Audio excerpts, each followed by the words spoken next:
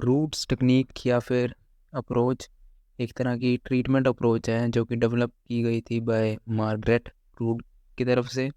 और इसमें हम इम्प्रूव कर सकते हैं टोन ऑफ द मसल, चाहे वो फ्लैसिड है चाहे स्पास्टिक है।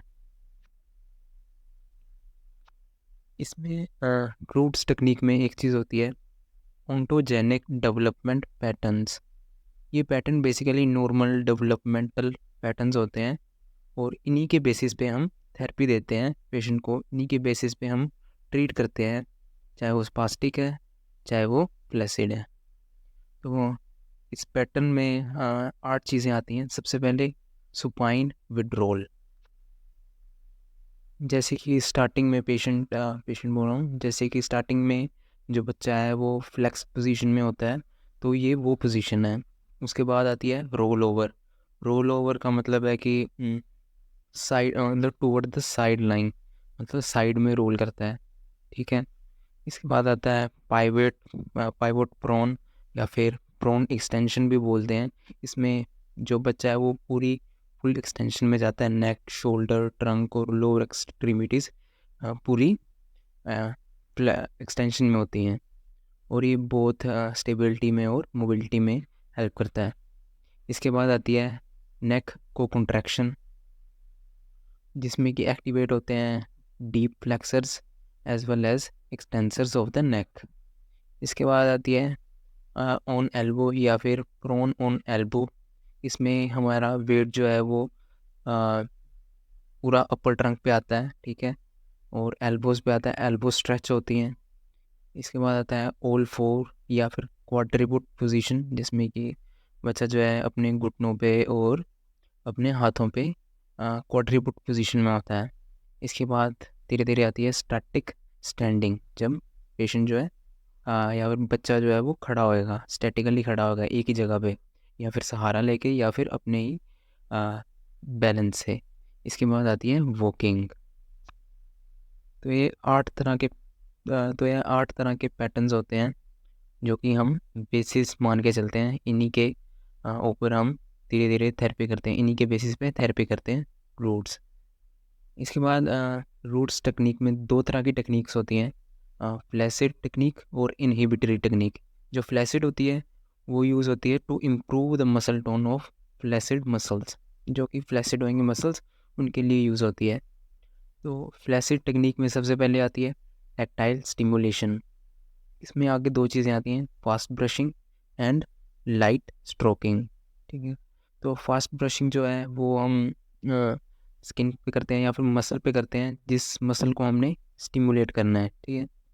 तो ये एक तरह का हाई इंटेंसिटी स्टिमुलस है और इसके कुछ प्रिकॉशंस भी होते हैं, जैसे कि हम पिन ऑफ द ईयर पे नहीं करते, हम और पोस्टीरियर प्राइमरी रेमाई पे नहीं करते, और S2 और S3 पे भी नहीं करते हम ये चीज़, ठीक है। इसके अलावा लाइट टच आता है। लाइट टच हम फिंगर से या फिर कॉटन स्वैप से कर सकते हैं।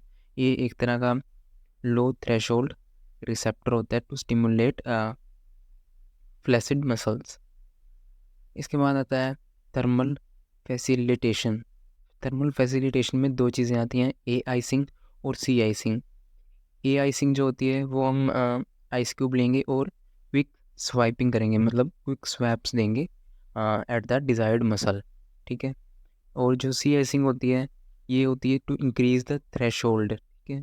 और ये इसमें हम प्रेस करके रखेंगे 15 से 20 मिनट तक एक ही जगह पे आइस क्यूब, ठीक है। और ये जगह हम यूजुअली मसल बेली या फिर डर्मोटोम एरिया होता है, और इसके भी प्रिकॉशन सेम रहेंगे जैसे पहले हमने देखे। इसके बाद आती है क्विक लाइट स्ट्रेच। ये भी हम लो थ्रेशोल्ड स्टिमुलस के लिए देते हैं और इससे हमें एक बेसिक रिस्पॉन्स देखने को मिलता है, ठीक है। और ये हम जल्दी जल्दी देते हैं क्योंकि लाइट स्ट्रेच है, जल्दी जल्दी देंगे हमने स्ट्रेच। इसके बाद है टैपिंग। टैपिंग हम टेंडन या फिर मसल बेली पे करते हैं to facilitate the muscle. Tapping के बाद आता है प्रेशर। प्रेशर हम अप्लाई करते हैं मसल बेली पे ताकि स्ट्रेच हो पाए मसल स्पिंडल्स, और ये एक स्ट्रेच की तरह ही एक रिस्पॉन्स देता है। इसके बाद है heavy joint compression. Heavy joint compression हम फैसिलिटेट करने के लिए देते हैं को contraction of the muscle around the joint, ठीक है। को कॉन्ट्रैक्शन हो सके, मतलब कि दो कॉन्ट्रैक्शन हो सके एक ही टाइम पे, जैसे कि एगोनिस्ट और एंटागोनिस्ट की एक ही टाइम पे कॉन्ट्रैक्शन हो सके। और ये हम लॉन्गिट्यूडनल एक्सेस पे देते हैं, और ये हम मैन्युअली दे सकते हैं या फिर वेट बेयरिंग पोजीशन में दे सकते हैं, जैसे कि प्रोन और हैंड। इसके बाद आता है प्रेशर ऑन बोनी प्रोमिनेंस, ये भी हेल्प करता है टू फैसिलिटेट द मसल्स। इसके बाद और भी कुछ फैसिलिटेटरी टेक्निक्स होती हैं जो कि स्पेशलाइज्ड होती हैं इन स्पेशल सेंसेस, जैसे कि ओल्फैक्टरी स्टिमुलस के लिए होंगी, और भी चीज़ों के लिए होंगी, वेस्टिबुलर के लिए होंगी, जैसे कि इसके बाद आती है हमारे पास इनहिबिटरी टेक्निक्स।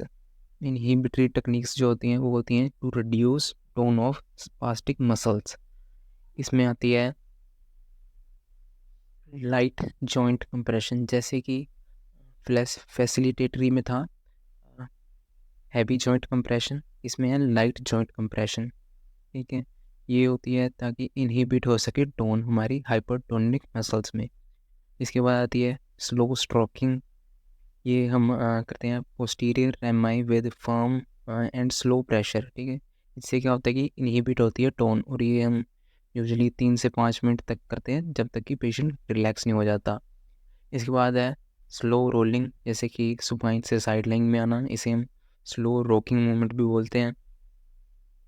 इसके बाद है न्यूट्रल वॉर्मथ। न्यूट्रल वॉर्मथ हम बेसिकली एक स्पेसिफिक एरिया पे, एक स्पेसिफिक मसल पे हम रैप कर देते हैं कपड़ा या फिर कुछ, ताकि मेंटेन रह सके वहाँ पे हीट, ठीक है। ये एक इनहिबिटरी टेक्निक होती है और ये हम 10 से 20 मिनट तक करते हैं। इसके बाद है न्यूट्रल हीट। न्यूट्रल हीट हम यूज़ करते हैं एज हीट जो ग्रेटर होए बॉडी टेम्परेचर से, ठीक है। ये एक तरह का रीबाउंड इफेक्ट प्रोड्यूस करने में हेल्प करती है। इसके बाद है pressure on insertion of the muscle, जो कि हेल्प करेगा हमें इनहिबिट करने में मसल को, क्योंकि वहाँ पे कुछ इस तरह के रिसेप्टर्स जो है लोकेटेड होते हैं कि इनहिबिट करते हैं मसल्स को। इसके बाद है मेंटेन्ड स्ट्रेच। इसमें हम मेंटेन करके रखते हैं लेंथनिंग ऑफ द मसल को over the period of time. ये सेवरल मिनट्स तक हो सकता है या फिर वीक्स तक हो सकता है, ठीक है। और ये बेसिकली इसमें क्या होता है कि जो बैलेंस होता है of tone between agonist and antagonist, वो डिस्टर्ब हो जाता है। इसके बाद है अनरिस्ट्रिक्टेड कॉन्ट्रैक्शन। इसमें हम इनहिबिट करते हैं एगोनिस्ट को बाय लो थ्रेशोल्ड जीटीओज,